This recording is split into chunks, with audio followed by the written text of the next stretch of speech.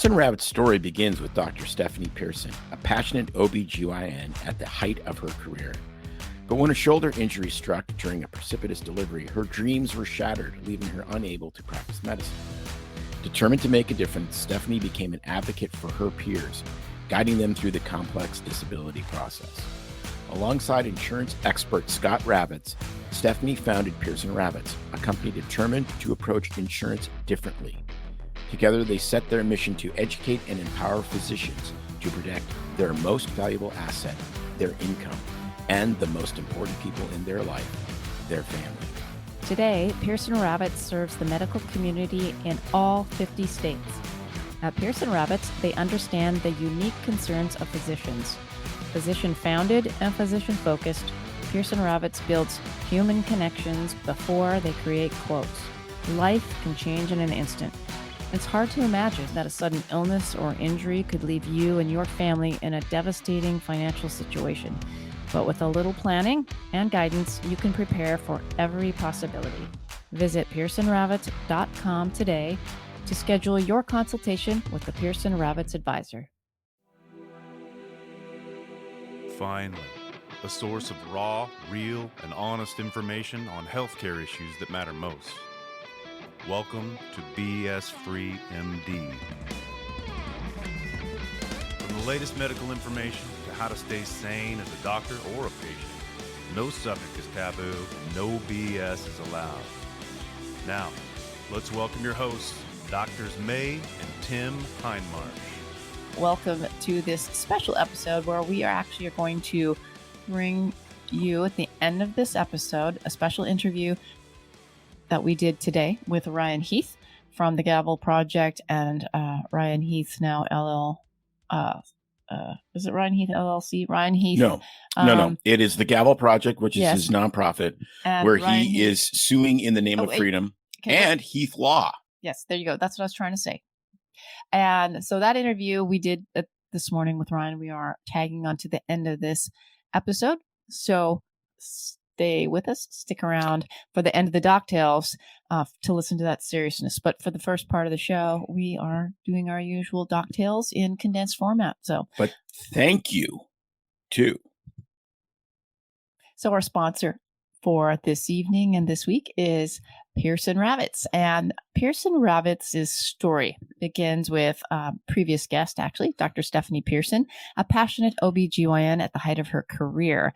And when a shoulder injury struck during a precipitous delivery, her dreams were shattered, unfortunately, leaving her unable to practice medicine. And determined to make a difference, Stephanie began an advocate for her peers, guiding them through the complex disability process. Alongside insurance expert Scott Ravitz, Stephanie founded Pearson Ravitz, a company determined to approach insurance differently. Together, they set their mission to educate and empower physicians to protect their most valuable asset, their income, and the most important people in their life, their family. So today, Pearson Ravitz serves the medical community in all 50 states. At Pearson Ravitz, they understand the unique concerns of physicians, and it's physician-founded and physician-focused. Pearson Ravitz builds human connections before they create quotes. Life can change in an instant, and it's hard to imagine that a sudden illness or injury could leave you and your family in a devastating financial situation.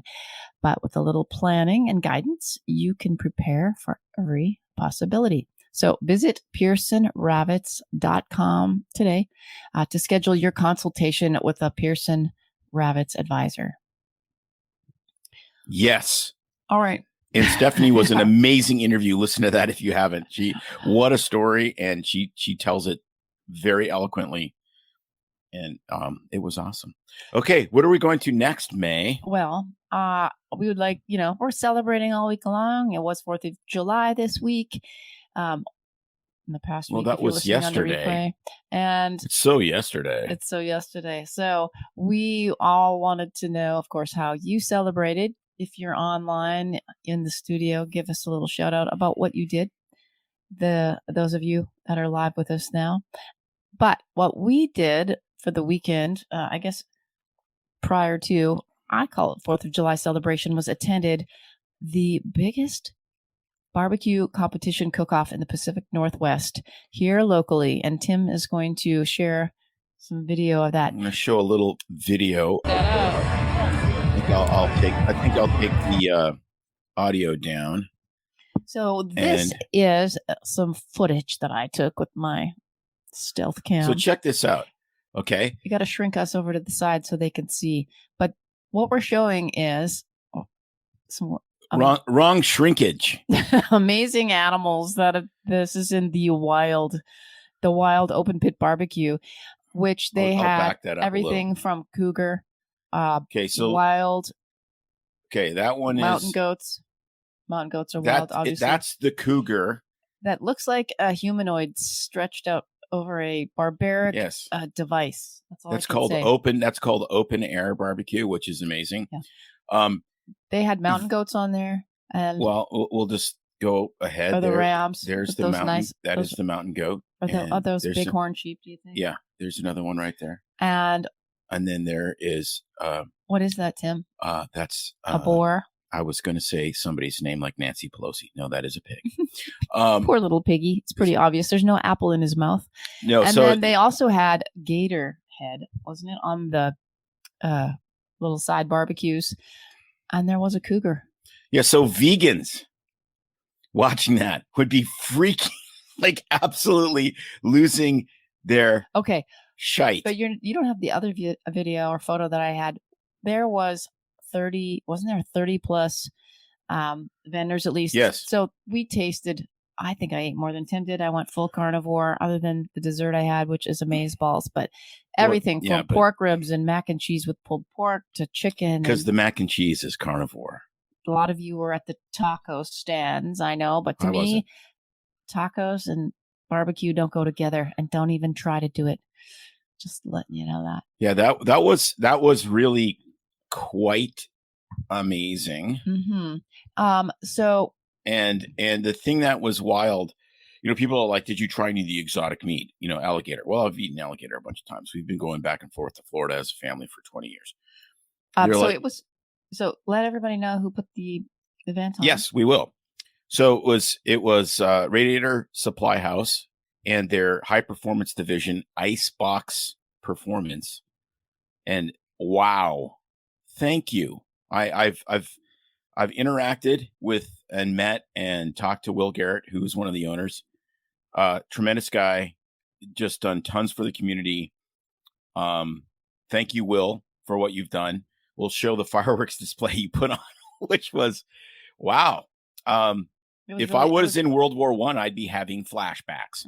Yeah, it was really, really great. And to all the Radiator Supply folks in Icebox, it really was amazing. If you ever head this way, little old sweet home, you need to attend that. It's great. And I don't know who won, but I know that my stomach won because I was so happy, as well as the desserts. Well, right. And people are like, did you have the cougar? And I'm like,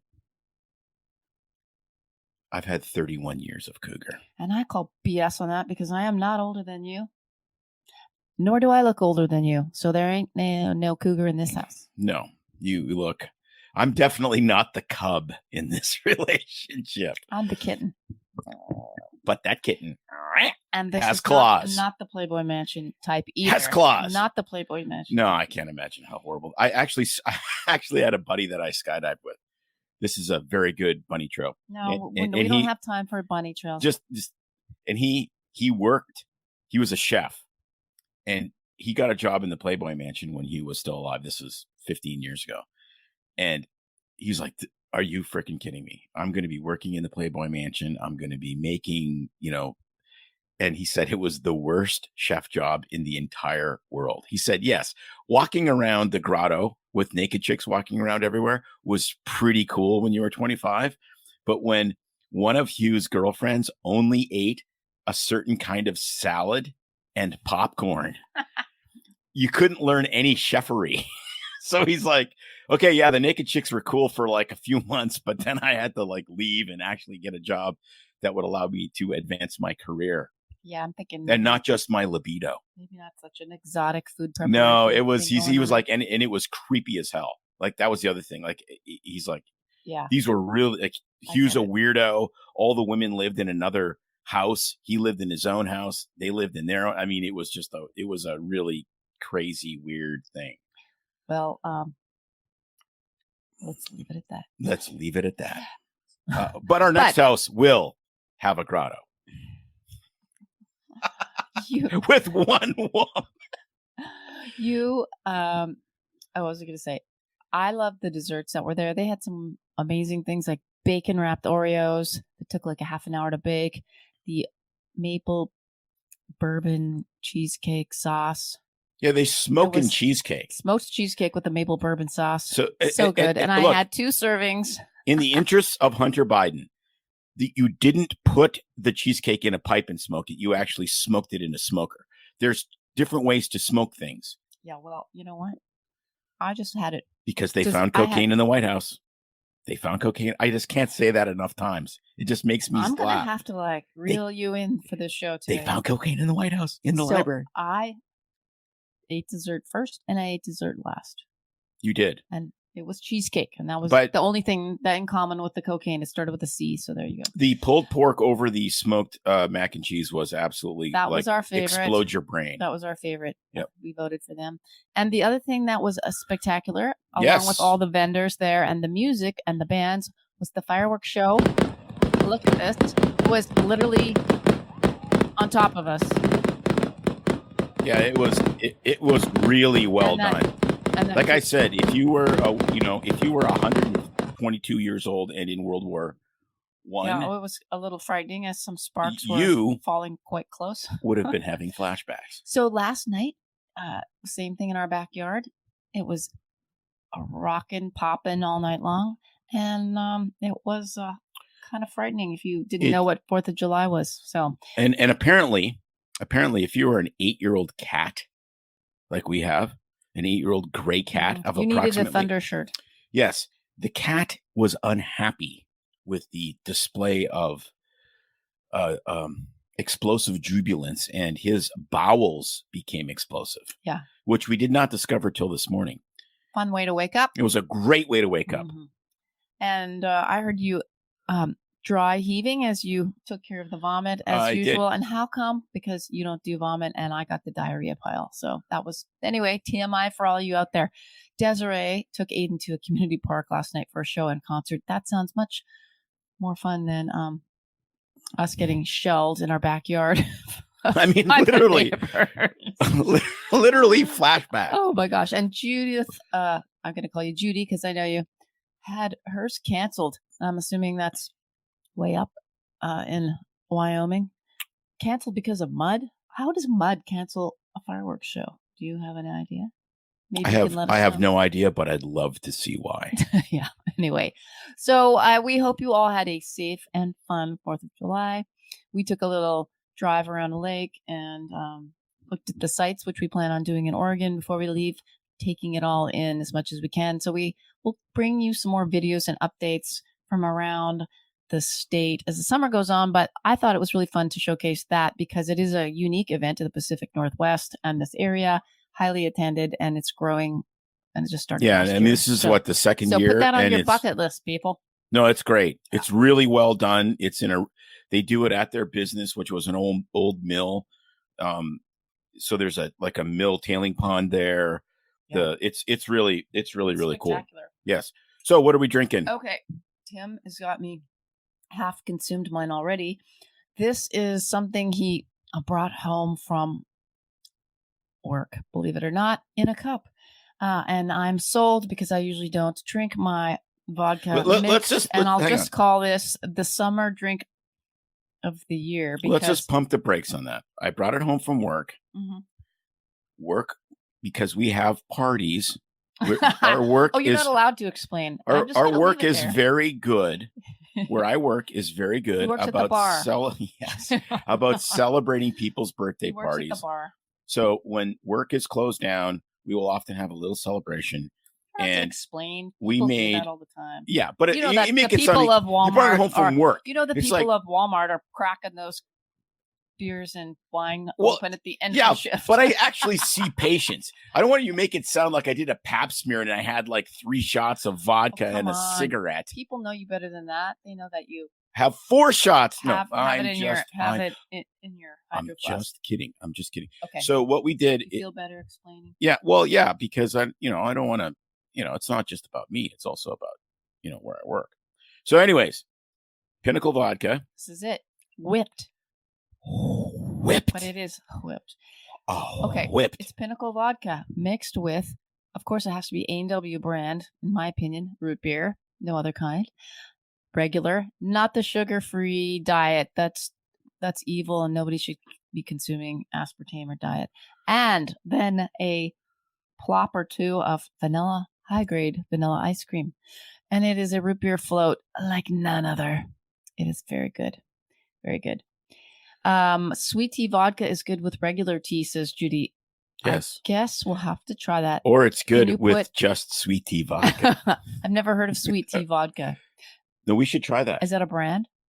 No, I mean, it's like something you can buy. Yeah, we'll look it up. So Pinnacle, I looked it up a little bit, is basically they got a long story of how they got here, but it's like 5 times distilled wheat vodka. So I am drinking it, but I think 5 times distilled pretty much removes all the gluten out of this. And now they have this ultra smooth. It is really good vodka. I don't usually like flavors, but looky on their website, they have a flavor for every person, from guava lime, apricot honeysuckle, pineapple citrus. They even have habanero.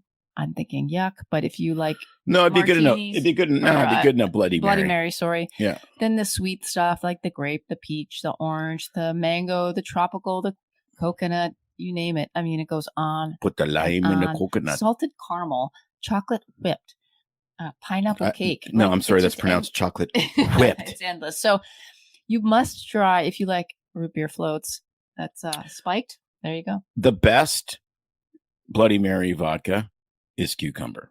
There's a few companies that make it. If you get a cucumber, I'm sure they have a cucumber infused. They have a cucumber. It's okay straight, but it is amazing. And for the Canadians out there, in a Caesar. And a Caesar is different than a Bloody Mary. Do you know why? Because it's wearing a toga. I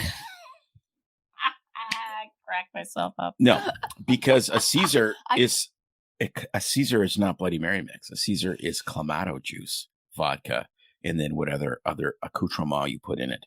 And when I mix those for my Canadian friends in Sturgis, they lose their minds because I put tons of olive brine in it, plus the brine from pepperoncinis. Sounds really horrible to me, like eating your vegetables in a drink. Plants are trying to kill you, so you might as well mix them with vodka. Well, I have a plant that is trying to save you, and that's what we're talking about next, which I didn't get to announce at the beginning of the show on the intro because anyway, we're talking about this week is a special holiday near and dear to my heart coming up on July 7th. Does anybody know what day it is? Give you 5 seconds. National. To catch up in the. I think it's National Somebody Found Cocaine in the White House Day. Pretty close. It's a national. Well, actually, it's a world holiday, and now an international holiday. It's called World Chocolate Day, July 7th. Do you know what June 30th was? National Corvette Day, because the Corvette was born on June 30th, 1953. I just have to throw that out there. You missed out. I'm sorry. For me, every day is Corvette Day. Yeah. So I thought, hey, since we covered wine in great detail, let's talk about chocolate and what the health benefits. I think it's pronounced chocolat. Well, there's lots of pronunciations, which we'll get to in a minute. The original pronunciation was, I won't even be able to say it right. It was like, it's something from the Mayans, Zacatal or something like that. But anyway, I digress. So yes, the World Chocolate Day dates back to, they have other celebrations too. There's like National Chocolate Day in the United States is on the 20th of October. Yay, it's my birthday month. There's the U.S. National Confectioners Association says it's in September and International Chocolate Day is then because they celebrate it in conjunction with guess whose birthday? Milton S. Hershey's birthday in September. And I think over in Africa they have other days, but basically World Chocolate Day now is July 7th. Is July 7th. And it basically says the introduction of this anniversary dates back to Europe in 1550. What? The anniversary of the That's like before the Magna Carta. The anniversary of the introduction of chocolate to Europe, in 1550. When they introduced chocolate to Europe in 1550, that's basically what they're celebrating. The actual holiday, World Chocolate Day, started in 2009. My bad. Okay? So, yeah, chocolate was introduced to Europe so in 1550. 2009 was after the Magna Carta. Yeah. So, apparently, the Mayans were really the first to actually use chocolate, and they made it into they drank it, mostly like, I think it was, I can't remember if it was hot or cold, but the Mayans were the first to drink it, and then the Aztecs actually adopted it next, and they used it for currency. They used it to barter and trade for clothing and things like that. And then they also drank it, of course. And then it was Christopher Columbus who was the first European to actually sort of see it when he came over, and then took it back to Europe in the 1500s. Okay, so chocolate is from cocoa, right? Mm-hmm, mm-hmm. So what makes cocoa chocolate and not just cocoa? Because cocoa is the bean, right? Yes. So how does it become chocolate? Like, do they mash it up and mix it with milk, or do they roast the beans and crack the beans open? And exactly what they do to it, I don't know. After that, I didn't read in detail. I was too busy looking up all the health benefits. Literally is like cocaine, right? Because cocaine is the cocoa, the coca. So the beans, I know the beans, so they're really bitter. It's like coffee beans, right. And then they have to roast them, pop them open, and then it's how much sugar they add to it to determine whether it's unsweetened and versus semi-sweet milk chocolate or white chocolate. So it's basically cocoa powder or whatever they get out of the roasted bean with sugar added is what makes it chocolate. Well, yeah. So chocolate is a product of the cacao beans. Cacao beans. Yeah, because the actual cocoa bean they grow is in pod-like cocaine. fruits on tropical trees, and it's part of the family called Malvaceae, which is the same family that grows cotton and okra, believe it or not. So some people can say chocolates are kind of indirectly vegetables because of that. Yeah. And then basically they are grown now mostly in Africa. Africa produces 70% of the world's chocolate, most of it on the Ivory Coast, and imported from there. Okay, so the Ivory Coast as in the country, because that is a tiny country. Mm-hmm. So that is a massive industry. The Ivory Coast produces 30 to 40% of the world's production of cocoa. Holy moly. But Africa... That's unbelievable. Africa itself, 70%. Yeah. No, that's amazing. Now that's production. Consumption is different. Do you know what the biggest consumer country of chocolate is? I would guess Switzerland. And you would be right. Yes. Yes, because nothing says Switzerland like a Toblerone. And where do they sell the most chocolate, though? Per capita or in totality? In totality. Well, it'd be China. No, it's the Brussels airport. Imagine that. Belgium? I have been there, and I must say it was a chocolate feast. Swiss chocolate wasn't really my thing. I like Toblerone. Chocolate from Brussels and Germany. It was really good. Anyway. Interesting. Yeah. Pretty fascinating, huh? So get this. Okay. First off, chocolate it has caffeine in it. So people go, yeah, it's, like coffee. Well, it depends on the density, the darkness of the chocolate. So coffee, 1 5-ounce cup of coffee has about 40 milligrams of caffeine. White chocolate has 0 caffeine in it. Then yeah, but white chocolate is stupid. Just saying. I'm sorry. It doesn't count. So a 1 ounce bar of milk chocolate has 6 milligrams of caffeine. Yeah, it's nothing. Milk chocolate, by the way, was invented in Switzerland, I believe. They invented the milk chocolate. But Hershey is the one that blew it up. Yeah. Right? Like he was the first mass producer of milk chocolate, wasn't he? Dark chocolate has 22.7 milligrams of caffeine per Stimulating. ounce. So quite a bit higher. Yes. So the thing with chocolate is it has all kinds of potential health benefits in dark chocolate and cocoa. And they say that you really need to be consuming something that has 85% or more of dark chocolate to get these benefits, because otherwise there's just way too much sugar and not enough of all the antioxidants, flavonoids, etc. in there. So chocolate has antioxidants.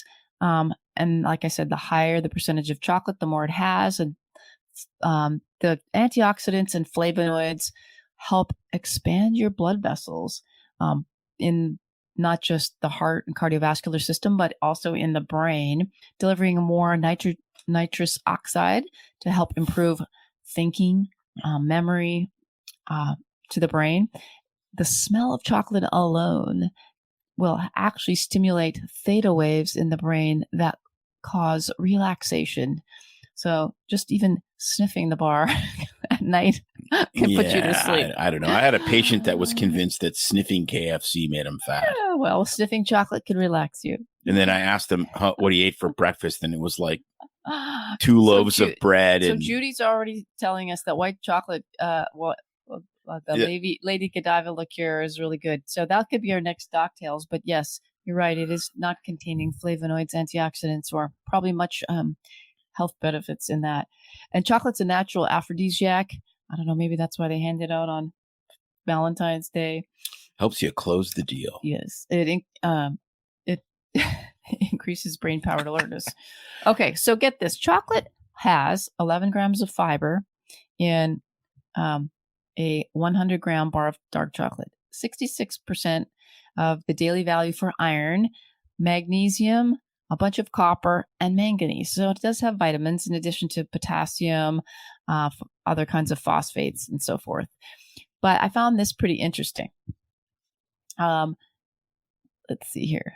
Get up my info. But that's dark. Like that. Like how dark? Is that like that baker's stuff? Like when my mother would buy and I'd steal a bite of it and it'd almost barf because it was so bitter. Dark chocolate is usually around 80, at least 65 to 70+% dark chocolate. So the sweetness changes, right? So completely unsweet chocolate has no sugar and it is completely a solid, right? And that's and it bitter. Tastes like puke. And that's why they add the sugar to it. Yes. So, and the other thing before I get into the other health benefits is that chocolate itself, interestingly enough, has 500 different types or flavors. So you think about wine and there's like 200 different varietals, they say, of wines. Chocolate has 500 different varietals and types. So not only, could you be, I don't know, a chocolate connoisseur and experiencing all these different kinds, but it's more elaborate than wine. So, but back onto the health benefits. So it actually will, I said, improve blood flow, and it can lower blood pressure by dilating the blood vessels through nitrous oxide. And it actually raises HDL and protects LDL from oxidation in the body. Oxidation is a bad thing because it causes free radicals, and it may improve insulin sensitivity.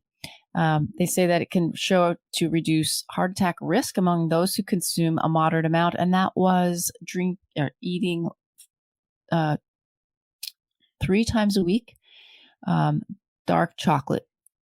But obviously, eating more than 45 grams of chocolate per week will kind of negate those. And obviously, the more sugar in it, the worse off you are. And if you're diabetic, this is not going to help you at this point.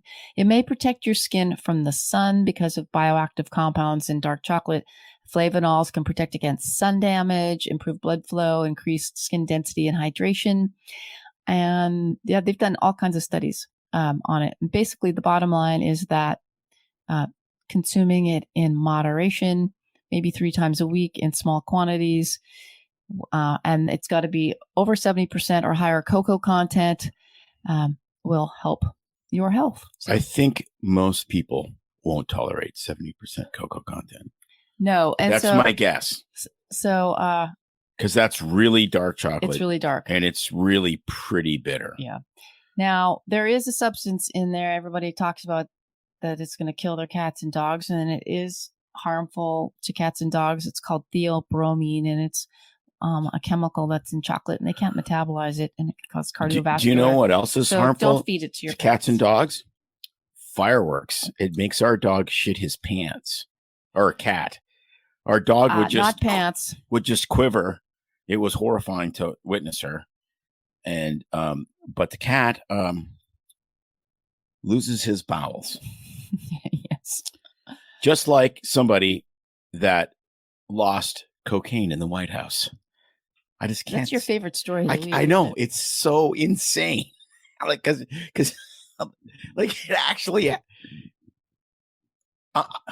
next week they're going to figure out who lost the cocaine.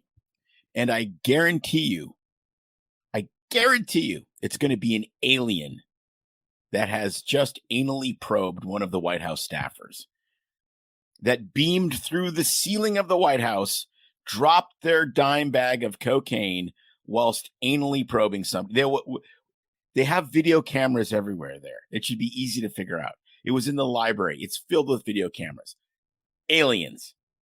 Guaranteed. Aliens. Well, if you're starting that amount of cocaine, I'm sure you did see. I'm like, and how do you have so much cocaine in the White House that you inadvertently leave it in the library? Oh, look. They have they have every book written by J.A.R. Tolkien. I'm going to do a line and read The Hobbit. You want to know my thought? I think you could. This is my sleuthing deduction. I don't think anything based on. I'm thinking like Agatha Christie and Magnum PI combined. This person was older, and they had super long eyebrow hair, so that when they bent over to snort their line, it caught in that brow hair and then shook off and flew around the library. So I think we need to look for somebody with ungroomed, very long professor. I think eyebrows. The fact that we know about this tells you everything you need to know. The fact that we know about this and the Secret Service or whoever came out with the story means that this is David Copperfield. It's watch the right hand whilst the left hand picks your pocket. Something else is going on, because this would be super duper easy to cover up, because it's not like you can just go online and go White House Library video feed.com, push a button. So I smell PSYOP 10 miles deep on this one. I think that there is some sort of bizarre secondary story diversion technique that's going on. Either that or it's the cure for Alzheimer's. Well, and who knows, right? Yes. And dark chocolate and cocaine may. And I was just reading a publication today from someone that believes, and who knows, that Alzheimer's, since you mentioned, is actually a spirochete infection. Maybe that contributes to it, and that I mean, who knows? Some of all these things are. Who knows? The guy that actually figured out that H. pylori caused ulcers fed himself H. pylori and gave himself an ulcer. That's how much he believed in. Well, that's taking one for the. That's taking one for the team. Well, I'm going to do a little diversion here and talk a little bit about what's coming out on our shows for our listeners here. We have, I have to think what day this is releasing, but tomorrow on the Thursday podcast, we have our interview that is a 2-part series with Daniel Wren. He is a fee-only financial planner with Wren Financial Planning. And we are talking finances, and we're asking questions about the do's, don'ts, tips, tricks for you to financially plan, as well as why do you financially plan? Yes, and how, like, that's a huge deal. And when? Does it really matter? Do you wait till you're 50 like we did and kind of go, oh, we hadn't really thought about it. Do we have enough money or not? Yeah, but we were stuffing it away from the second we I started didn't say working. that. We weren't, but we were really not cognitively thinking about it. Anyway, really interesting conversation with Daniel, and that is part 1 of a 2-part interview where we indulge. And then you will notice if you watch the video and the video clips, and Tim's going to share that on Rumble, right, Tim, that we are still split up because we did that interview when I was away in Hawaii. So then we have our Wednesday Truth Bomb that came out today, a new episode all about attitude. So we hope you take a listen to that.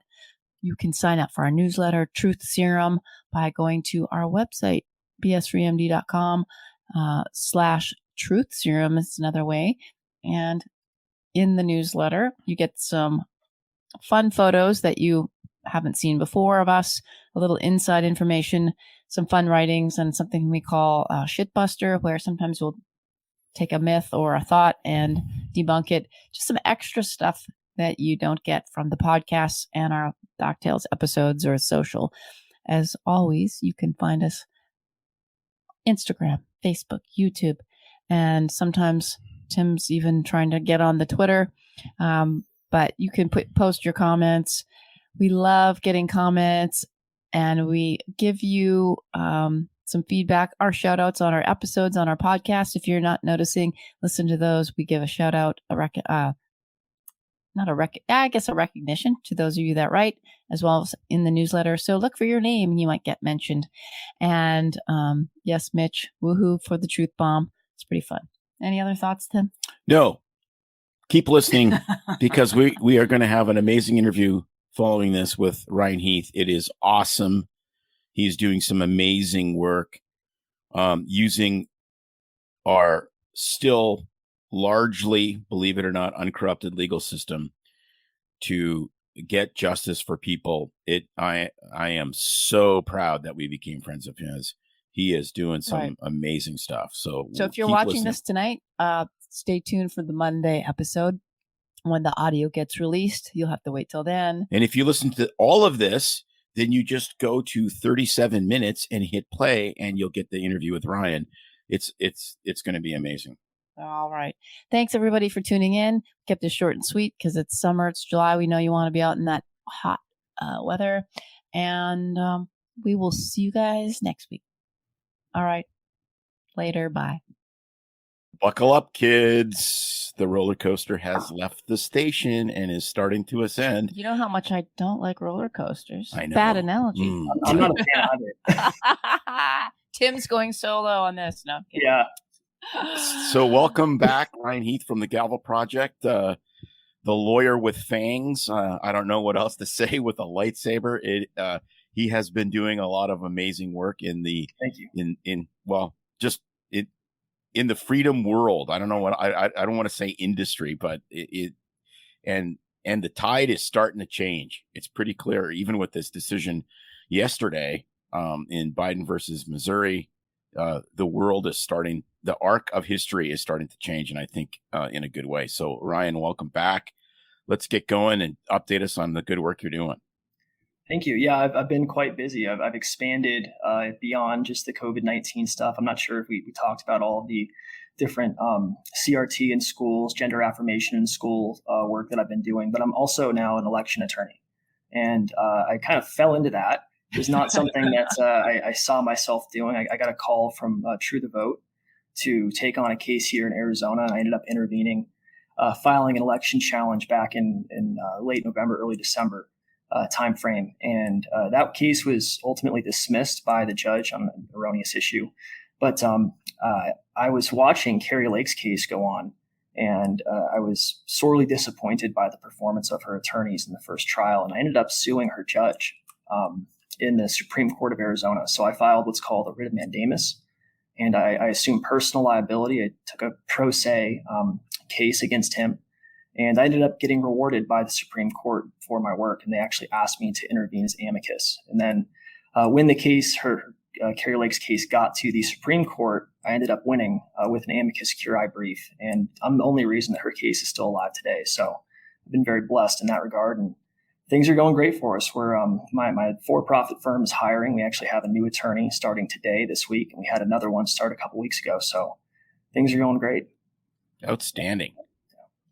We're super excited about that just because, we've been trying to keep up with things and letting our listeners sort of know how they can get involved. And I don't know, I just see you as this, I was going to use the word superhero, but like a warrior, freedom warrior on the legal side. And we just get so inspired, especially by, I said, the younger generation and our kids' age and people your age that are actually stepping up to the plate and doing their part to get involved. And we try to do our small part by having people on our show at least and showcasing what you're doing. But wow. So this is going to be huge. I mean, I can't imagine taking that on. What are things looking like in the future in the election realm? Yeah, exactly. Do we have a hope of having a free election ever again? Because that's always the fear, right? Is they're just going to steal it. And I don't know what to think about that. I mean, they are stealing it. And, I actually believe there is a hope in the future. I'm running advertisements right now on television here in Arizona locally. I have a fully funded class action lawsuit we're putting together to sue all of the individuals responsible for the botched election in Maricopa County. For folks who don't know, Maricopa County during November 8th, 2022 was basically just a hotbed of chaos. Let's just call it that. There were people standing in line for 3, 4, 5 hours at a time waiting to cast their votes. And that's because the elections officials here in town just completely botched their job. They were unable to host elections. The machines across the county that are responsible for tabulating votes on site were malfunctioning at a rate, of above, I think, 50%. And these machines cause people to, not vote. And so we're actually advertising, looking for folks who were unable to cast their votes because lines were too long or because the election officials told them to leave and go to another voting center and improperly check them out. So we're taking those cases right now, and we're going to be putting a challenge to the election as well as filing personal lawsuits against the folks responsible for this because they intentionally disregarded Arizona's election laws, and they disenfranchised a huge number of people through vote dilution by not conducting the signature verification aspect of the mail-in voting properly. They basically use whatever internal documents they had to verify these votes. And the Arizona law is super clear. It says under ARS 16550A that upon receipt of these absentee ballots, these mail-in voting ballot packets, the county recorder shall compare the signatures thereon to the signature in the voter's registration record. And it's very specific. It says registration record. It means the form that you sign when you basically go to the motor vehicle division and sign up to vote. And instead of doing that, they were taking these documents from wherever they could find them inside their database and just pulling signatures to be able to verify the identities of folks. And the margin of victory in Carrie Lake's case, for example, was 17,000 votes, and this impacted hundreds and hundreds of thousands of votes. So Carrie Lake could win. Unfortunately, she's probably not going to, at least not in her case. But I'm hoping to win for her, regardless of whether she wants my help or not. This ballot thing, like we hear all kinds of stories and the ways, just even with the mail-in ballots, how there's all this effery. I will say the word. So what happened in the state remember in the state here when we were covering that with, wasn't it Alan Thayer, when we talked about, I think it was in, which county was it, where they actually set up the ballot. So when they mailed them out, or when you mailed it back, and the way it folded inside the envelope. If you didn't use the privacy envelope, because a lot of people because Oregon has been mentally insane for the longest period of time. So we've had mail-in voting for the longest time. We have meth and heroin, which you can just do and get a parking ticket. Yeah. And they don't even do that because these guys don't show up to court. But the way you mailed or folded it up, if you shook it, you could see who you voted for. You could see which party was tick the box, which one wasn't colored in. Yeah. So if you didn't put the privacy envelope and then inside the mail envelope, you just voted, put it in, mailed it in. You just go boom, and you go, yep, okay, that was a Democrat or a Republican, and you decide which one you want to, which vote you want to throw away. Yeah, which trash can does it go in? Yeah, it was really all great. kinds of We stuff. met a guy in Vegas. Oh yes, We ran into gonna this say- guy in Vegas. He became very politically active. He was a Republican poll watcher in Clark County, right? I mean, nothing nefarious has ever happened in Clark County, of course. And he said they were busing in homeless people. They were busing in people from across the border in California. And they were only allowed to Unregistered. go to one voting machine. They told them which machine. Well, no, he said Amazing. I think In he the told entire- them- He didn't tell. They didn't say anything. These people walked in and said, "I want that machine Yeah. number, whatever." They knew which number machine to go to vote. Yeah, that's a red flag. If someone's and- asking specifically for which one to go to, it's like, why? Right. Yeah, it was. And that's what he said. But he's like, I witnessed it with my own eyes. I mean, he was just freaking exasperated. out Oh, about yeah, this. yeah. He goes like, you cannot believe, I mean, and like how close was Nevada? I mean, again, like these states are just, these margins are razor thin. Yeah. And so it's just, So good Lord.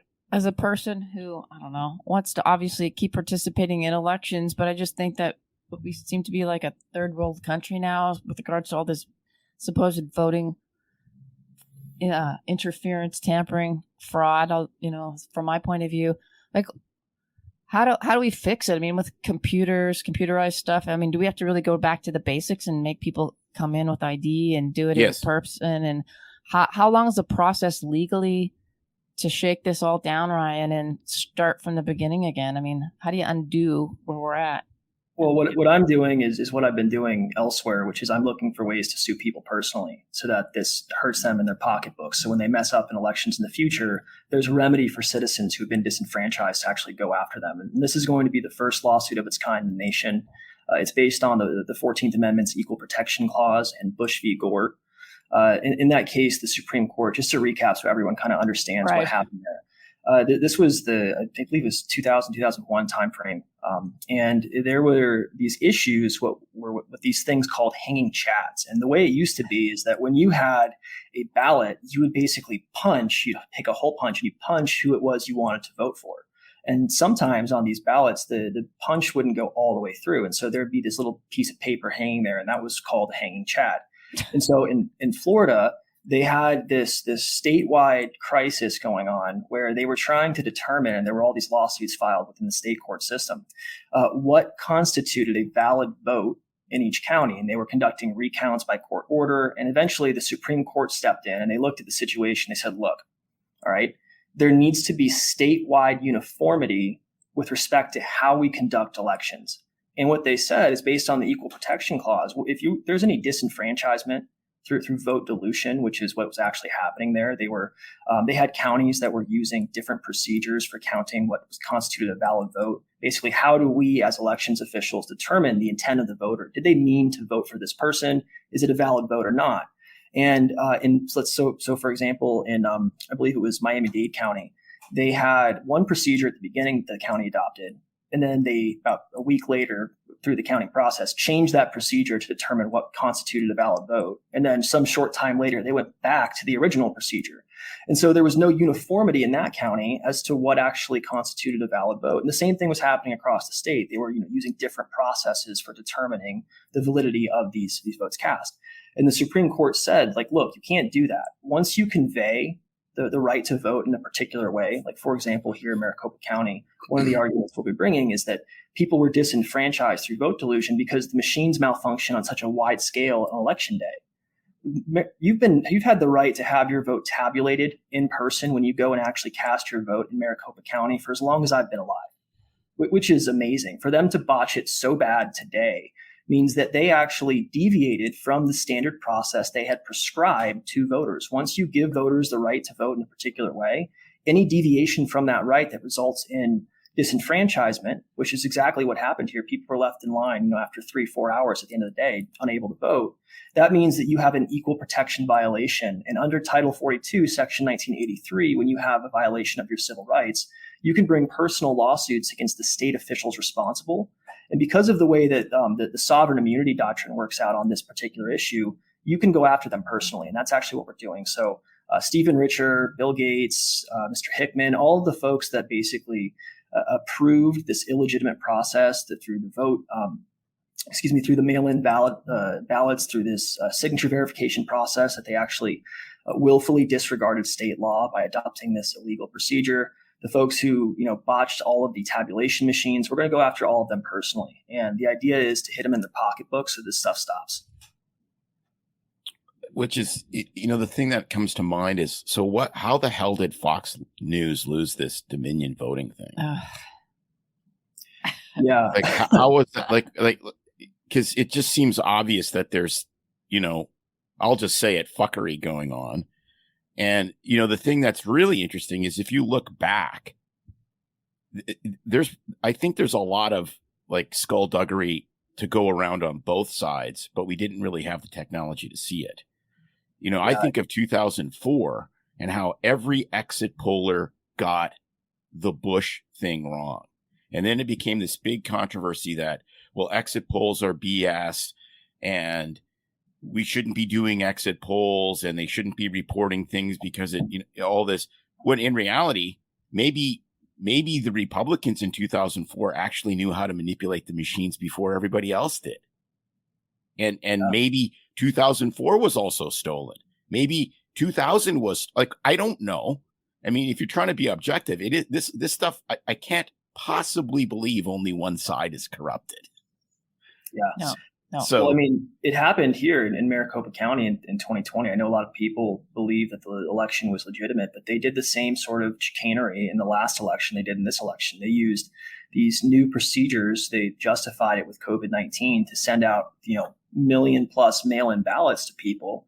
And then they manipulated the outcome by using illegitimate processes to count a material number of votes in favor of President Biden. And so we need to make sure that we understand the voting procedures in each and every state, and we look for ways. And this is really the key point. Look for ways based on state law constitutional grounds to find non-technical violations of your substantive rights as individuals and sue on those bases and try to hold the officials accountable who really mess up these elections. I like that. It just like when we've interviewed Paul Thomas and how, he just stopped fighting the Oregon Board of Medical Examiners because they're judge, jury, and executioner. They have almost supra legal powers. But so his remedy is he's just suing them all individually. He's not trying to get his license back anymore. He just changed jobs and he's a health coach, not a doctor, per se. And he just goes after each one individually. That's the only way to do it. These guys need to be like fearing homelessness. Agreed. For screwing with people. I'm Agreed. And a new career option for you to team up with Ryan and come on over and start to sue the living hell out of doctors that are a-holes. That nothing would give me greater satisfaction. So I actually represent an individual here in Phoenix that was a naturopathic medical doctor. Her name's Colleen Huber, and I don't want to say too much about her case, but she's having the same issue. She had her license wrongfully revoked by the board for some stupid technicality. And there are a whole bunch of, reasons to believe that there were maliciousness in the background happening, going after her license based on her stance on COVID-19. There are reasons to believe, she wrote books it's got a couple of them right here. If anyone's interested, these are some great reads. The Defeat of COVID and Neither Safe Nor Effective. She actually just released a second edition of that Neither Safe Nor Effective, talking about the vaccine. And when you step out of line, a lot of times in these licensing issues, in a licensed field, you can have your livelihood threatened. So we're hoping to help her out with that, to get her license back and potentially even sue the individuals responsible. So we know you did a bunch of work in California before, but how involved can you be in other states for physicians, healthcare providers that might be up against that are in other states? Like, for instance, Paul's, Washington. Are you connected? You don't practice law in every state, so are you connected? No, but I now employ attorneys that practice law in other states as well. So California, we're getting licensed in Washington right now, Texas, New Mexico, Arizona.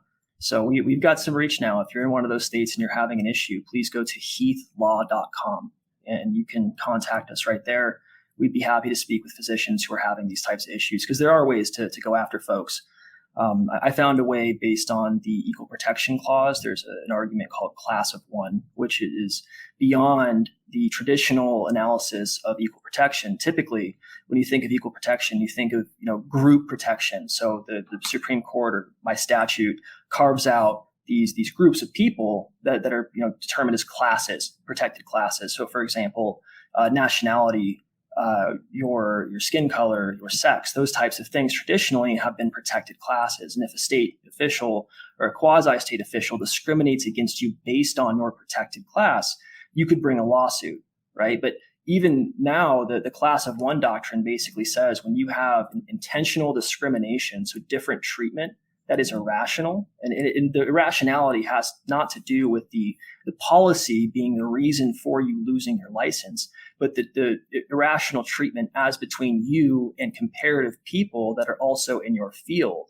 That's the analysis. And so we actually have a pretty strong argument here in Arizona for that, and that there are going to be additional ways to bring that lawsuit elsewhere. And they're actually, depending on state law, there may be some sovereign immunity for that issue, carving protection out for the medical boards. But there are other ways to get around that as well. And so we're exploring all options.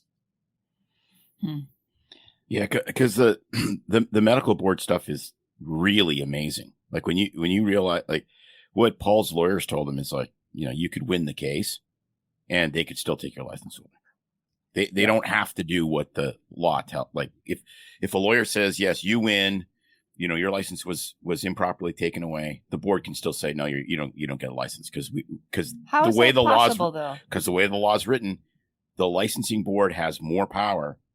They literally would have to, like, the state would have to change the law. And so he said, well, why don't fight this to get your license back anymore? Just, you can just sue them and, damage them or try to get recompense in that regard. But they're like, it's just worth it. You'll be bankrupt before you'll have a hope of getting it back. Well, I would assume that, for whatever reason they gave as the original basis for revoking the license, they'll find some other way to do it. And that's the way it goes. So it's important to go after these folks where it hurts as well, which is their pocketbooks again. I mean, that's how you effectuate change. When you have state actors that are stepping out of line and hurting you as an individual citizen, the Title 42, Section 1983 of the U.S. Code provides you with a pretty strong weapon for getting some vengeance there. And as well, there are a lot of state laws that are modeled after that provision of the U.S. Code, which allow you to bring state constitutional claims. A lot of people don't look to their state constitutions for redress, but most of these states that have these types of provisions basically say through their precedent, their Supreme Court precedent, almost always, that the way they analyze these types of constitutional issues is basically equivalent to the way that federal questions are analyzed as well.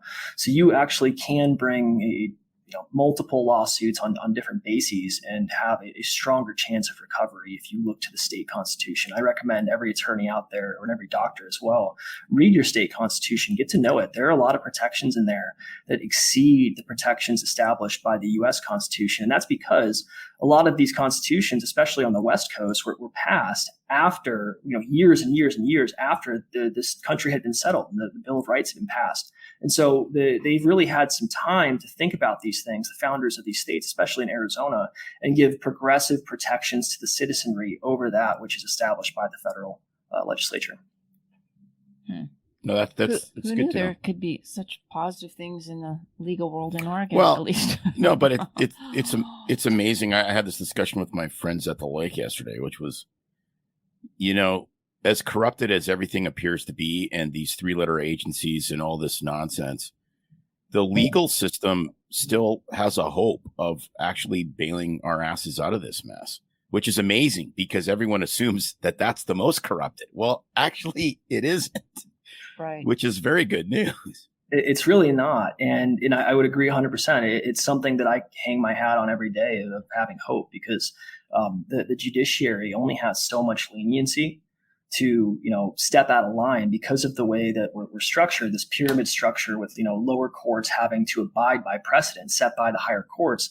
If they overstep their bounds, they're eventually going to be struck down. And it may take time, it may take money, But if you can get the case to the Supreme Court, especially right now on these important issues, the probability of having a rational outcome is pretty high. I mean, we saw it very recently with all of these types of issues, with being compelled to basically make or speak and engage in business against your conscience. That the Supreme Court basically said that you can't be compelled as an individual business owner to provide statements for people when you provide services like that, let's say as an attorney or as a website designer, that violate your conscience. You can't be forced to adopt orthodoxy that is antithetical to what you believe in. And so you can refuse to actually do business with people now that are trying to compel you to basically adopt their worldviews, which is wonderful. You can adopt a religious position on that, and that will be protected.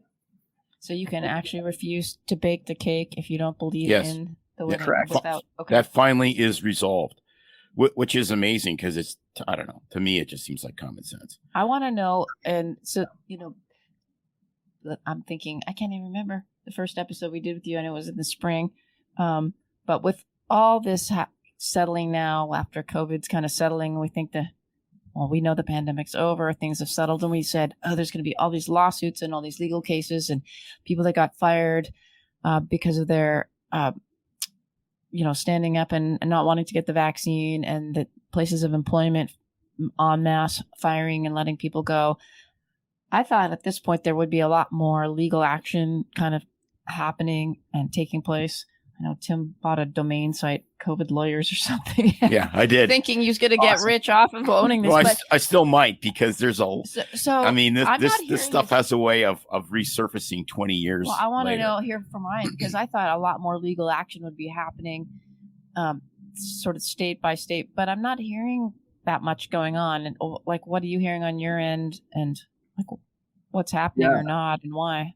I mean, I can tell you there are not enough attorneys doing this type of work. I had a wonderful opportunity. I was blessed to be able to speak at as a panelist at the VSRF COVID-19 litigation conference. It was I think 100 plus attorneys in the room, and somehow I found myself up on the stage. I think I was probably the youngest person in the room, speaking about the strategies that we were employing to go after these folks for their COVID-19 mandate abuses. And unfortunately, the number of attorneys out there that are willing to take on these types of cases, I think a lot of it has to do with your licensure. I think a lot of attorneys are scared in a similar way to physicians for their capacity to practice and provide for their families. I think a lot of them as well, the ones that want to get into it, just don't have the resources to start their own firm, or too scared to do so. And so that's what I had to do. I mean, I was blessed to have a near full ride to go to law school. I was blessed to have a wife that really is busting her butt to be able to make ends meet for us. And we've been doing much better lately, but it was really hard to be able to go out and take on these cases. I still work for the nonprofit pro bono I have for over almost 2 years now. And so it's a big commitment, and most attorneys just aren't willing to take it on. So the ones that are stretched thin, I can tell you that I'm completely maxed out on my capacity to take on these cases. We're filing another one here in the next week or so against Saddleback Valley Unified School District. And that was a district that put elementary school kids inside of basically a cage.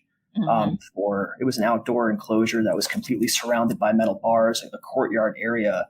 And they told these kids they were punishing them. These were, 9, 10, 11-year-old kids that were just refused to wear a mask. And because they refused to wear a mask, they were punished. They were told by the school they were being punished, and they were stuck outside for 4 weeks. There was no shade. There was no shelter. The kids weren't allowed to do anything but get up to go to the bathroom. It's the only time they could leave.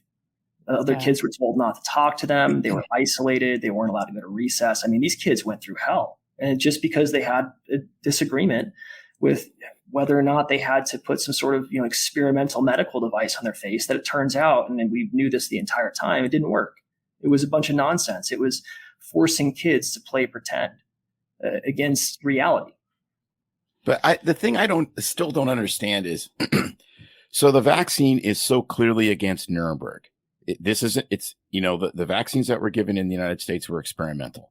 So how do you absolutely cannot mandate an experiment, which we did. We mandated, we coerced, we did everything you're not ethically or I guess legally not supposed to do in an experiment. People actually were harmed They lost livelihood, they lost businesses because they wouldn't participate in an experiment. And I'm thinking, some of these gigantic, 3 private jet litigators, I would think that's low hanging fruit. If they can sue the Army over Camp Lejeune from stuff that happened in 1985, and if they can go after, massive drug companies for stuff that's, probably true, but way thinner, evidence, it's like you got Hodgkin's lymphoma 20 years after you took whatever drug. I mean, that stuff's hard to prove. This is easy, in my opinion. It's like, you violated my rights. You went after you went against the Nuremberg Code, and now I don't have a job, and my wife left me because you lost the house. I mean, that's damages, and people are still that scared that they're gonna, that James Sokoloff is gonna lose his ability to practice in the 32 states he practices in. I just find that hard to believe. Yeah, I think a lot of the hesitancy from attorneys as well comes from the fact that we're talking about corporate interests here. It's a little different when you're suing the state. It's a little different when you're suing the federal government for damages on behalf of soldiers who were exposed to toxins. We're talking about the companies that are some of the largest companies in the world and employ hundreds, thousands of attorneys each. And the attorneys that are out there, taking on these cases, it's hard. It costs a lot of money to be able to get these cases from start to finish, especially because you're having to fight uphill against precedent a lot of the time and against some really bad laws that were adopted by Congress. And to give immunity to these manufacturers of these experimental drugs. And so it's a really big battle. And these attorneys that are, would be taking on these cases are looking at the numbers saying it's not worth it. And as well, their friends all across the board have financial interests in, perpetuating and protecting the interests of these huge organizations a lot of the time. So it's a big task, and it takes a team effort. But there are a lot of attorneys out there like Warner Mendenhall, like Jeff Childers, like Bobby Ann Cox out in New York, that are doing, God's work and actually putting things on the line to be able to take on these types of issues. So I have a lot of hope, and I believe that at some point the PrEP Act liability will be breached. I've got some ideas on how to do it, and I've been speaking with some different attorneys about that. So just a matter of time, but it is going to take time and a lot of resources. And that's the thing is, as someone who's working for a nonprofit, who runs a nonprofit, we completely rely on the donations that we receive. So I know that I've been on here plugging in the past, but if anyone is out there and they want to support the work that we're doing to keep CRT out of schools, gender affirmation policies out of schools, to protect people from COVID-19 mandate abuses, please go to thegavelproject.com. Again, that's thegavelproject.com. And all donations are tax deductible to the extent allowed by law. So I really do appreciate all the support that we get. Outstanding. Yeah, I read Jeff Childers every morning. I mean, that guy has absolutely destroyed Substack. I cannot believe the reach he has. And, and it all started because he's kind of funny, tongue in cheek. He's obviously fairly bright, but, he kind of reminds me of, what we're attempting to do. Guy just has his own private law firm in Gainesville and just starts writing it. People just eat it up. It's really encouraging to see. Like really encouraging. And he's rational too. I mean, that's the thing is people want to find folks who are putting forth reason, and to be able to make logical connections and follow someone through that is really refreshing for a lot of people, because there's so much nonsense right now in society. I mean, I got in an argument today on Twitter with someone who was trying to tell me that it's okay for people who are born male to breastfeed children. And I want to reach through the computer screen and just, very gently and peacefully shake this person a little bit and say, can you please wake up to the fact that no matter what you do, your chromosomes at the cellular level will never change. It's not going to happen. You cannot become a female. And I understand people are suffering right now and they're confused about their gender. I know that happens. It's obviously transgenderism is an issue for a lot of people, but we are taking advantage of kids across the board. In the same way we did with COVID-19, we're lying to children about what is true, and it is having a detrimental impact on them. It's no longer taking an experimental jab that's going to cause you to have, myocarditis or whatever type of heart failure for the rest of your life. It's also now basically you're sterilizing kids, and it's based on lies. It's really gross. Yeah, I mean, obviously, you get it. And, someone who has small children, I can't imagine. Thankfully, ours are no, he growing, doesn't but- have small children. He has the cutest little girls in the entire world. That's very honest. Yeah, I'm very blessed. My daughters. They're such darlings, but I can't imagine as a young parent now, the world is so frightening with regards to this stuff that you can't even honestly trust the medical profession to protect you from this, because they're heavily on board, which totally pisses me off more than anything. The fact that we have doctors and healthcare providers, psychologists pushing this on kids, not just the schools. And so what do you do as a parent when any way you turn, you think the sound of reason would actually come from, a doctor or a medical professional actually took biology and understands like genetics 101, the fact that you are created at the cellular level with an XY or XX chromosomes and we can pump people full of hormones and actually kids and do all this harm by cutting off healthy functioning organs and mutilate kids. And you're relying on the advice of medical professionals, and you think that they would stick up for you, and instead. Yeah, well, it's interesting. It's It's interesting though, because I think you have to distill this down to its essence. And if you look at what motivates most doctors, it's not care, it's not compassion, it's not empathy, it's fear. And that's the reality. You're scared shitless you're going to get sued. You're scared you're going to, get hauled before some guy in a blue suit that has an MBA and half the intellect that you do, to tell you that you're a bad person, or you said something bad, or you didn't toe the line, or you didn't do enough vaccines, or you didn't see enough patients, or whatever the case may be. The entire corporate structure is against you as a compassionate physician. So what motivates you is fear. It's like, okay, I just graduated from medical school. I have $350,000 in debt.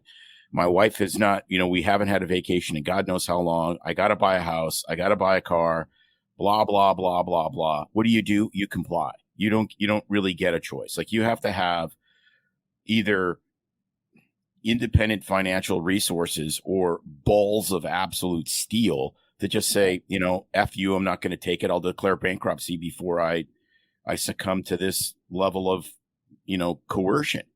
But that's what it is. I mean, but you can't. I mean, I practiced for years. We're scared shitless of everything. Yes, I just want to say you can't declare bankruptcy if you're talking about $350,000 in student loans. That's right, because student loan debt doesn't go through bankruptcy, which is completely insane.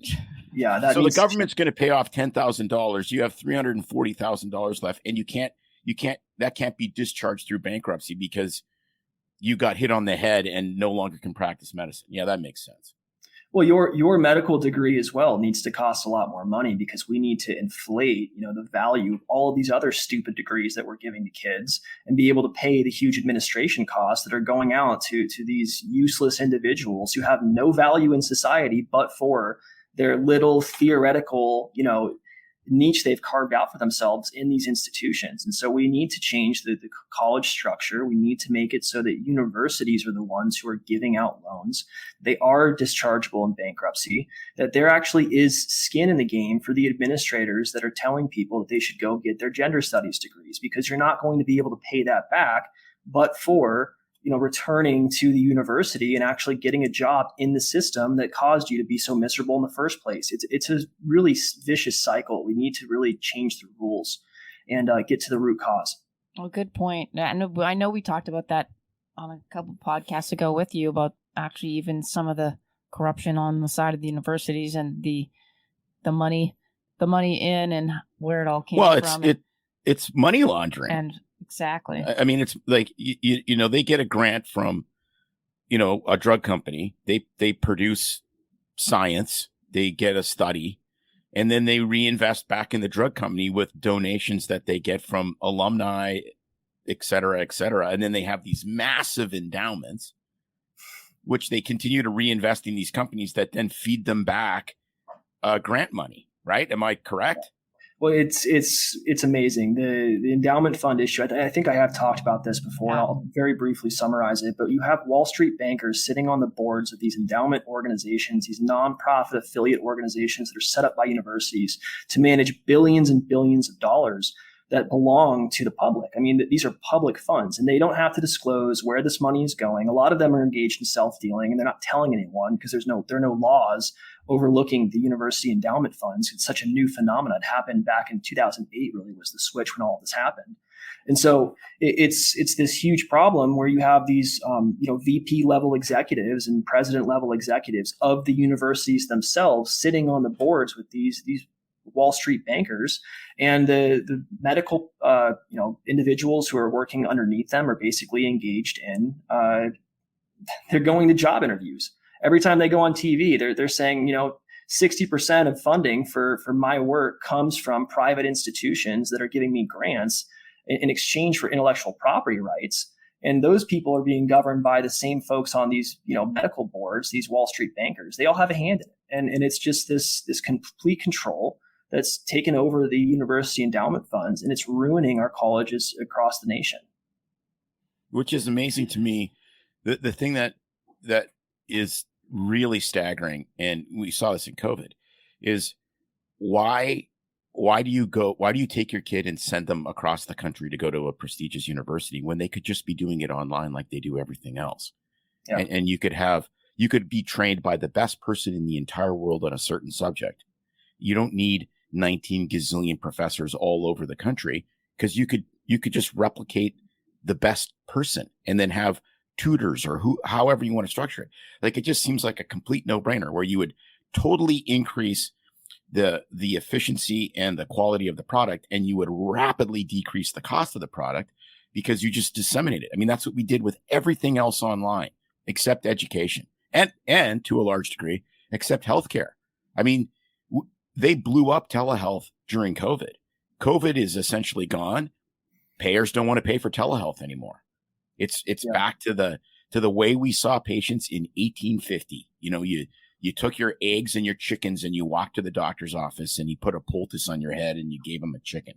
I mean, it's some of that's consumer driven. I think at least some of it is, for sure. We talked about this in another podcast, I remember, but I think a lot of it is really regional, where people are still old school and they're like, nah, I'd rather stagger down the road and sit in the waiting room for 3 hours and wait to see Tim Hindmarsh, because that's just how I like to do it instead of over camera. But who knows? I don't know. I talk to a lot of patients and I'm like, if you get to see me and I'm in another state, would you do it? And they're like, well, yeah, because I agree with what you say. Yeah.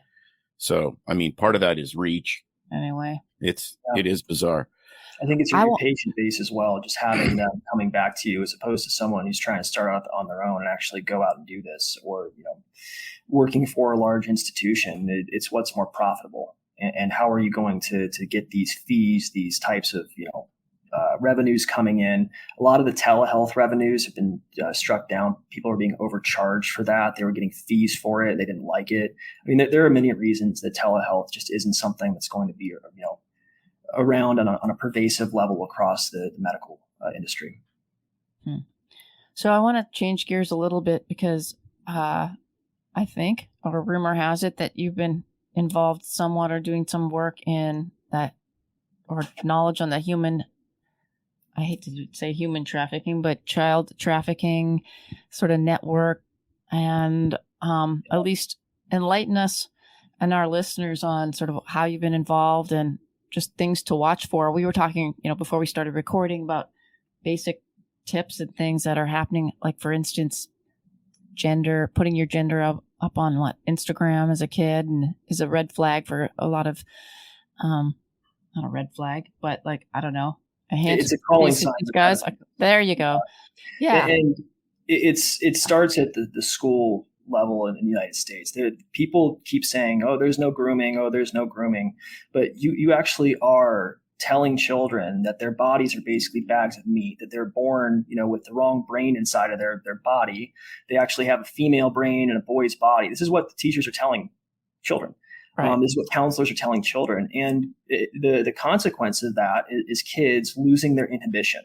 They no longer believe that their body has the same sort of sanctity as we traditionally would say. Like, your virginity is something that is sacred. That's what I tell my children when they're going to be old enough to have that conversation. It's something sacred. It's something that belongs to you personally. It's something that's very, very intimate and profound to give away. And so what teachers are doing today is they're, putting on these sex ed curriculum in front of kids and teaching teenage boys that it's okay to have anal sex. And even in elementary school, they're telling kids how to engage in sexual activity, which is completely inappropriate.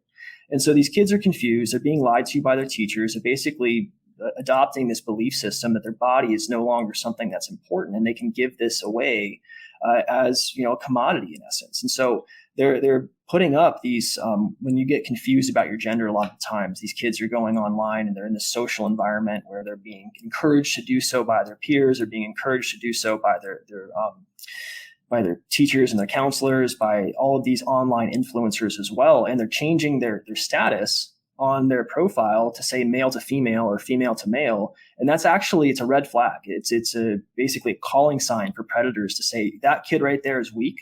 That kid is someone that can be manipulated. That kid doesn't have any inhibitions about their body. And so I can actually take advantage of that individual and exploit them as a sexual predator. And it's happening all across this country. I was blessed to have an opportunity even just a couple of days ago on July 3rd to host an event. It was a private screening of The Sound of Freedom, where we had a couple of people from the U.S. House of Representatives, Andy Biggs, Eli Crane, actually come out as special guests and talk about this issue here in Arizona. And so I'm really passionate about this issue. I'm particularly passionate about getting gender ideology out of schools. And I'm talking to a number of groups across the state of Arizona right now about bringing lawsuits to end the gender affirmative care model in schools based on the Establishment Clause of the United States Constitution, because it is a religion. Yes. We talked about this earlier. I mean, chromosomally, you are either male or female. There's nothing, some in very, very rare instances, you might be born as an intersex person who has some sort of chromosomal mutation, but it's such a small fragment of the population, something like 0.01 or something like that percentage, that it's not a justification to push these policies on all types of across society. And so the Establishment Clause is very clear. It says the state cannot sponsor religion. It cannot actually inculcate children into religious ideals. And that's exactly what's happening right now at these schools. These kids are being lied to. The belief system has no basis in reality. It is faith-based, just like any religion is. Judaism, Christianity, Islam, they're all faith-based. There's a reason you call it faith. You have to take a leap in order to reach the conclusion that you're getting to, because in reality, there's nothing supporting that besides your beliefs. And so is that, sorry to hate to interrupt, but is that a realistic leap that you can, it just seems from my simple point of view in this legal stuff that to call that a religion, where they're pushing the gender affirmative care. I mean, the law supports that you can, the way the wording is that you can actually call it a religion. You can. I mean, clearly, it's neo-paganism. It's what it is. No, I mean, it has every single. Taking aside my own beliefs. No, I understand that, but I'm like, wow. Okay, say that I'm like a non-Christian, whatever. I'm an atheist. Yeah, it's secular humanism. You can you can actually kind of legally follow the steps to actually say that gender affirming care is legally based on the wording of religion. Interesting. Yeah, exactly. How do we define religion in the law? What is this based on? Yeah. So the case that defines religion from the United States Supreme Court is U.S. v. Seeger. It's the conscientious objector case. And so this was during the 1940s. There were a number of people who were basically saying, I don't want to be drafted. I don't want to have to go serve my nation. And they didn't have necessarily a traditional religious worldview that they were ascribing to, but they did have a set of ideals that they put forth as reasons for why they weren't doing it. Some people were basically saying, I don't want to be using another human life as a means towards an end. I believe that human life is sacred. I believe that all life is sacred. I actually orient my entire worldview, my entire life around these types of ideals, and they would lay them out. And gender ideology does the same thing. It says that, you were born in the wrong body. Your sex is not, consistent with what your gender is, and you can change at any time. And by the way, if you change back, you never really were transgender. It's just a bunch of nonsense. There are all these ideals in place, and they do structure their lives around this. And so the court basically said, well, what is religion? Do these people have a valid claim for a conscientious objection to having to serve in the military? And what the court said is that anyone who holds a belief system that is at least laid out as coherent, which gender ideology is, that is held within the individual in such a way that it is akin to a traditional Orthodox belief in God or a traditional religion, it actually is religious. And this has been extended. I mean, the Supreme Court has also said that secular humanism, which isn't really a religion by any standards, is also religious if it's held to that degree. If you believe so, deeply inside of your soul that this is something that's going to govern your life in the same way that Christianity and the Ten Commandments for myself actually governs my life. And I have these set of ideals I have to ascribe by in order to live that out. Then the Supreme Court says it is religious. And so it's a very, actually, in my view, pretty easy argument to make. I've already written it, and I think this is really, really powerful too for people to use this almost on the flip side to confront and in discussions with people that you don't agree, and to really put it in their face and say, hey, this is a religion. That's your religion. That's your belief in transgender ideology. It's not my religion. I don't believe it. I'm wondering, of course they're going to get offended because you now label them as this is their religion. But honestly, I love offending people. That's my favorite. But I think it's a powerful way for people that don't believe in it to actually put it back, on them and say, well, this is your religion. You can't be pushing your religion on other people. Keep it away from me. The thing that's amazing, because it's something that they will relate to. The thing that's amazing is the more things change, the more they stay the same. And if you look at all pagan religions, this is exactly the same, right? Like there's no forgiveness, there's no atonement, there's child sacrifice, there's self-immolation. You cut yourself, you do like all these other things. You throw the virgin into the volcano, fertility rites, temple prostitutes, high priests, I call them, Pope Fauci from the, COVIDians, it's all there. And the thing that's so weird is, we've interviewed Peter McCullough 3 times and Harvey Risch a couple times. Every time you talk to these guys, they quote studies. There's this study, there's this study, there's this study. I was ranting as usual, and Peter's like, okay, let's just take a step back. What's the evidence? Okay, that's his de facto position is always what's the evidence. You read articles about anything scientific or whatever, and it's experts say. No. What it is the priests of the neo-pagan scientism religion say. It's the priests say this. And unfortunately, we don't have stoning for false prophets anymore, because that would cure a lot of the problems, wouldn't it? Well, I mean, maybe there can be some of that. And I believe wholeheartedly that we need to start passing laws that allow folks to bring lawsuits on behalf of kids that are injured by this stuff. I mean, as a next of friend, as a guardian ad litem, some way to basically step into the shoes of the child who doesn't have the capacity to consent to any, other huge life-altering decisions like purchasing a car. That's if you purchase a car at 16 years old, you sign that contract. If you go back on your 17th and 364th day of being alive, 17 years and 364 days, you can nullify that contract because you didn't have consent to enter into it. You can actually give the car back and demand your money back.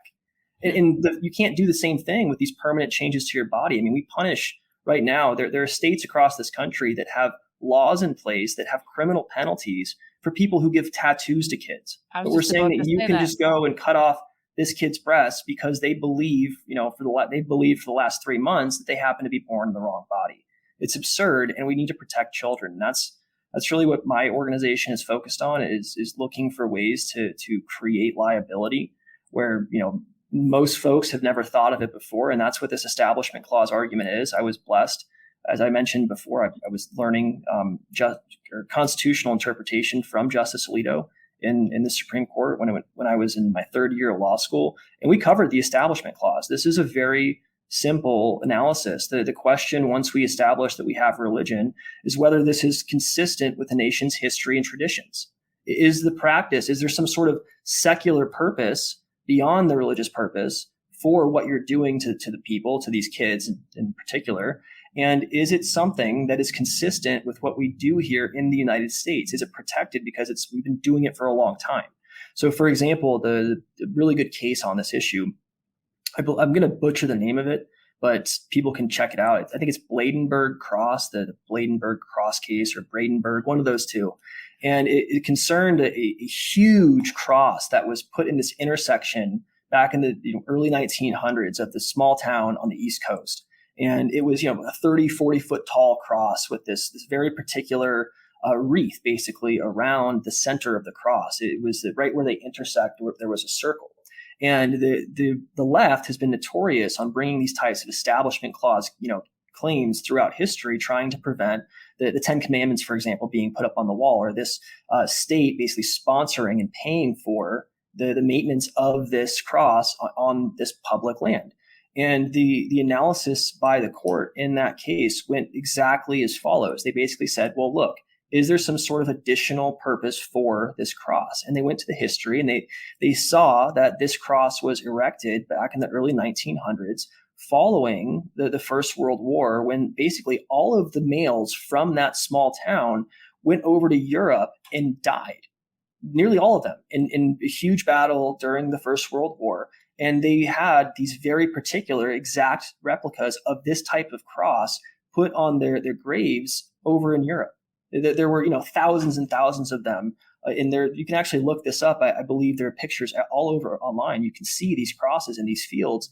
And in order to commemorate the memory of these soldiers, the town appropriated funds and they built this giant cross, which has historical significance beyond just the purpose of pushing religion on the public.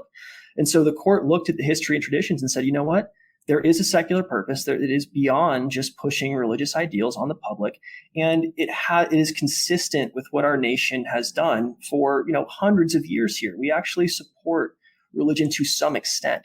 Now, this is very different from ideology, gender ideology, which is brand spanking new. I mean, we're talking about something that was invented within probably both of y'all's, I don't know how old you're, but John Money was around in the 1970s, I think late 60s maybe. But the Reimer twins were born the same year I was. Yeah. So we're talking about something that was literally invented during Tim's lifetime and has no basis in reality and is inconsistent with the nation's history and traditions. Is it okay as a society to start allowing teenage boys to go and use the same bathroom as teenage girls when their hormones are raging off the charts? No, of course not. It's absurd. It's something that's brand new. It's never happened before the last couple of years, and it violates the Establishment Clause for that reason. So I have a question, because I was thinking back to when you were talking about teachers pushing, talking about sex, males having sex with males in the classroom, this type of thing. So here goes my ancient brain back to the day when it was like 7th grade, junior high, the girls would get separated, the boys would get separated. There was one teacher that was allowed to talk to the girls about, having your period, puberty, etc. I don't know. I can't speak for the boys. It was like hush hush. Nobody would even really talk about what they heard. But so we go from that, where it was very deliberate. One teacher's allowed to kind of address this topic, to now it's just like anything goes. Any teacher can say anything. Is there any legal then ramifications now where, as a parent, you could sue the school board or the teacher, because it's like, what right do they have? Or I guess even going back, when did all of a sudden any teacher can say anything and teach any kid about anything? Usually teachers can't teach cross subjects, for instance. I'm sure they're not going to get sued if you're a geography teacher teaching math, but it's like, when did anybody get to talk to kids about sexuality, sex ed, push their ideals? And is there any legal ramifications for that? Yeah. So right now, my knowledge is that Mesa Unified School District has gender policies like this in place, where they actually have on the books. It was passed by the school board, to my knowledge. These types of girls can be, subject to males in their locker rooms, those types of things, the sex ed criteria, all of these things.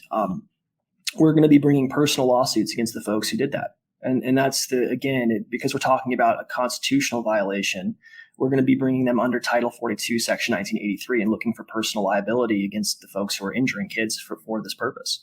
And so, yeah, it's a way to do it. But I can say, I graduated from high school in 2011, and this sex ed was completely different when I was a kid. I mean, we're talking about what I recall learning was you have children when you engage in this activity. We had to watch, a birth, and we had to understand what the birds and the bees were, but that's it.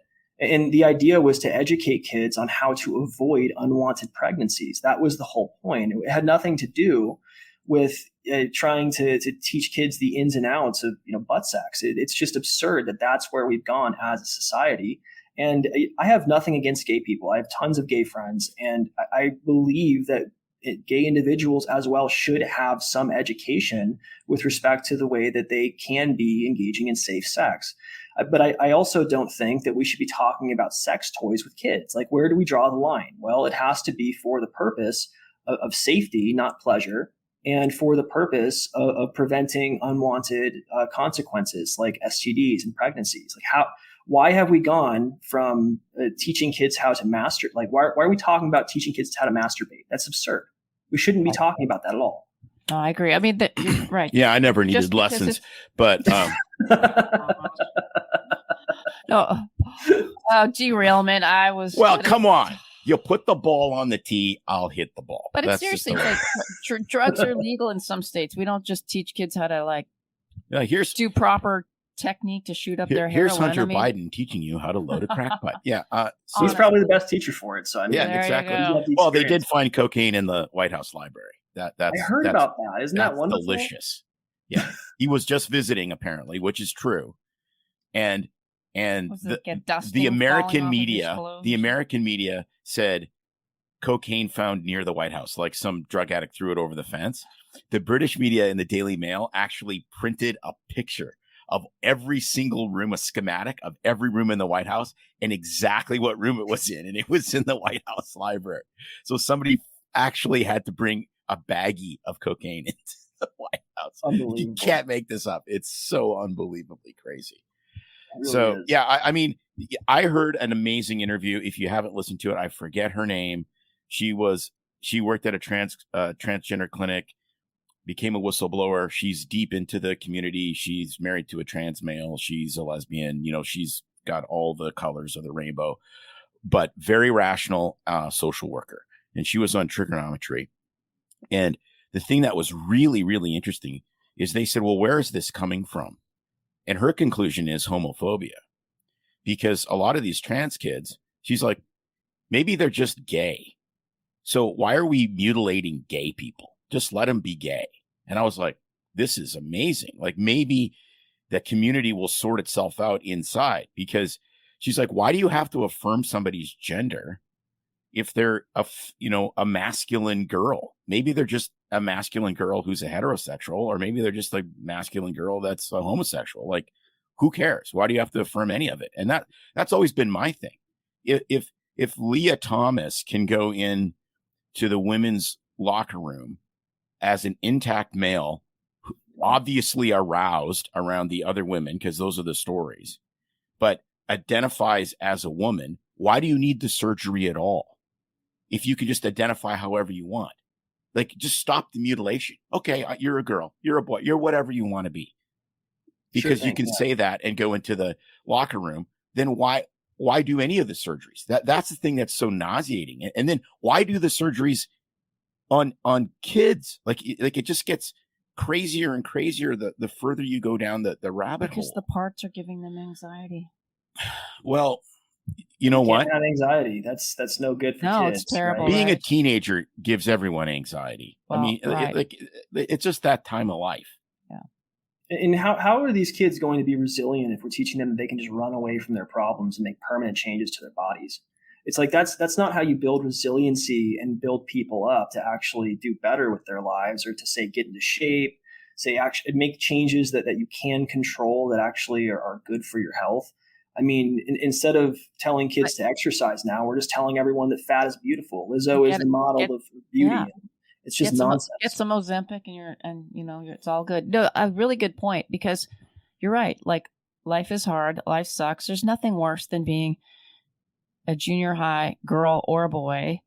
It's a tough time. Your bodies change. Puberty is horrible. Kids are mean and horrible. Life, I mean, we all that have gone through that and survived It does suck and it's really difficult. But I think teaching that as a starting point to teach our kids that this is hard.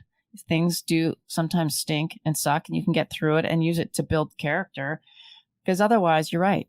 If we just teach them all, this is horrible and you don't feel good. So what can we do to make this problem go away the fastest and easiest? And honestly, sadly, what we're doing now has got horrific consequences. But it's not, I don't think, teaching kids to be tough or resilient anymore. From what we're doing now to you can't even go outside and play in the yard because everybody's scared of stranger danger and getting abducted. And, we jokingly go, yeah, we used to ride in the back of the car with no seatbelts and get flung around and drink off the hose and burn our lips and all these. I think we want to protect kids so much that it's just gone the opposite. Well, no, I think I agree with you, but I think it is very, this is a spiritual think war. About it. People like, I don't want my child, my poor 10-year-old, 12-year-old who feels confused and hates having their period or their breasts or their hormones raging through. I just want them to be happy. I don't want them to feel anxious. I don't want them to suffer. And well, how do I fix that? Oh, and look what's happened. But it's interesting because I'll just pump them full of the opposite sex hormones and take them to a doctor that'll cut off their parts that seem to be causing them some distress. I mean, we would all be mutilated individuals. I mean, hello, yes. I'm putting my hand up first. I hated being a 12-year-old with my period. I whined to my mom and she's like, yeah, it sucks, doesn't it? Those cramps are really horrible. Well, too bad. Get used to it. But you know what? And pass me a pack of Camels. I mean, I joke about it, but it's supposed to suck and it's okay sometimes. And I really, agree with you. But I think there's more to it. I think that if you keep the society divided and confused, then you can control it. And, I think that you right. There is a lot more to it. You don't listen to scientists if you want to understand life. You listen to artists. So I have to get back to this. This is 2007. This is a Megadeth song. I'm drinking out of my Megadeth cup. This is a song called Washington. You're drinking Kool-Aid? Yes, I'm drinking the heavy metal Kool-Aid. This is a song called Washington is Next, and this is one of the last verses. It says, disengage their minds, sabotage their health, promote sex and war and violence in the kindergartens, blame the parents and teachers, it's their fault, annuit coeptus. Attack the church dynamic, attack the family, keep the public undisciplined till nothing left is sacred, and the have-nots get hooked and have to go to the haves just to cop a fix. I am the king, an evil king who dreams the wickedest of dreams. Yeah. That's the point. Right. It's division. And can I just, I want to land a point here. I think that we've been talking quite a lot about religion, about the division amongst people, the great lengths that will go to cancel each other. And I just want to say, and this is probably going to sound not the best to a lot of people out there, but Christianity really is the institution that perfected this model. The woke model stems back to the Inquisition, and it's burning the heretics at the stake. It's throwing witches into the river with stones on them to see if they float, because if they float, they're a witch, but if they don't, then they're not, and they die anyway. It's the irrational extension of your belief system and putting it on other people and forcing compliance. That is the problem. And we need to just go back to letting everyone do what they want as rational adults, empowering people through education to think critically and to make the best decisions they can about the circumstances that they're put into. And so, I just want to make clear, I'm not anti-trans, I'm not anti-gay. I think America is the coolest place in the entire world because when you turn 18, you can cut off your dick and balls if you want to and put a dress on. I don't care. But until that point happens, leave kids alone. Yep. Stop lying to children. Teach them math, teach them science, teach them reading, and everything else needs to go away. The Bible shouldn't be taught in school. Neither should gender affirmative care. It needs to be very strict. This is what you need to be a functioning adult. Let's teach kids how to balance checkbooks again. Why aren't kids learning how to take out credit cards and what it actually means to sign on the dotted line, agreeing to a 23% interest rate that compounds? I don't even think kids can sign. Do you know how to write? Yeah, can you even do cursive? As soon as they turn 18, they're signing 6-figure contracts to get a useless piece of paper. I mean, that's the thing, is we need to teach these kids what it means to be an adult and to function in society, as opposed to coddling them and lying to them about reality. No, really good points, and the perfect way to, I think, wrap up. And wow, so let everybody know where they can find you, how they can donate, how they can. I know you mentioned it earlier, but let's sum it up again: how to find your website, where to find you, and if they need your professional services. Yeah, so lots of things coming at you here. If you want to support the Gavel Project, which is really the primary thing that I'm still doing, I'm still not taking a paycheck from this organization. We're hiring attorneys all across the United States to help kids who are being abused. Please go to thegavelproject.com. You can provide a tax-deductible gift right there. If you are looking for legal services, I mentioned a number of states. California, will soon be in Washington. We're in New Mexico, Texas, Arizona as well. If you're looking for help in those states, you can contact me at heathlaw.com. We are for hire if you need some help. And then as well, if you want to see some interesting things online, if you want to look at some of the protests that I led, I have videos up on our Instagram, on Twitter. We are at the Gavel Project. And if you want to learn more about election integrity, you can follow myself personally on Twitter. I'm at Ryan_L_Heath. Beautiful. We will definitely link those in the notes. So good to talk to you again, Ryan, and catch up on what you're doing. It's fun. You're just like a social justice warrior, and your passion is so except contagious. not the communist social justice warrior. No. I know. I knew that would trigger you. Just the freedom warrior. I'm like, freedom thanks. warrior. Thanks for Thank you. I love doing that. And your energy is contagious, and people just need to follow you and see what you're doing. And I hope some of that lights a spark under our listeners as well, to just get involved locally and stand up for what you believe and invite change one step at a time. Thank you, Tim. Thank you, May, so much for having me. It was really a fun conversation. So awesome. So good to see you again. All right. Likewise. It's no secret that medicine is a bit uptight. That's why Tim and I created BS Free MD, to mix things up a little and have fun in the process. Besides, we are having these exact same discussions all the time, so we thought we might as well invite everyone to the party. If you really like us, you can get plenty more, and maybe see one of Tim's cool tattoos on our Instagram or Facebook pages at BS Free MD. See you next time.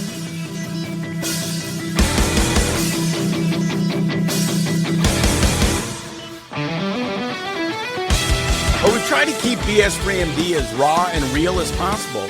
We can't be held responsible for any medical decisions or discussions had as a result of what you've heard on the show. We know, bummer. But the truth is, we really do care about your questions. So feel free to reach out to us by email at doc@bsfreemd.com.